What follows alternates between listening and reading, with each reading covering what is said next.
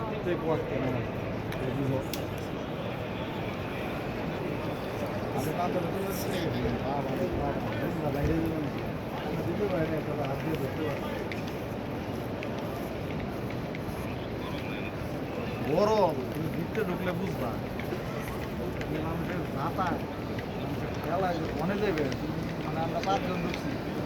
একটা ধাক্কা দিতে 5 জন পারবেন তাও করা শেষে তারপরে কোনো যোগাযোগ করতে আমরা চিন্তা করতে পারবো না তারপরে মানুষ কীরকম করে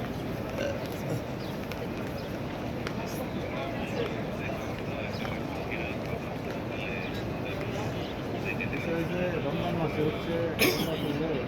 ফলের জন্য সব পাওয়া যায় জন্য রমজান মাসে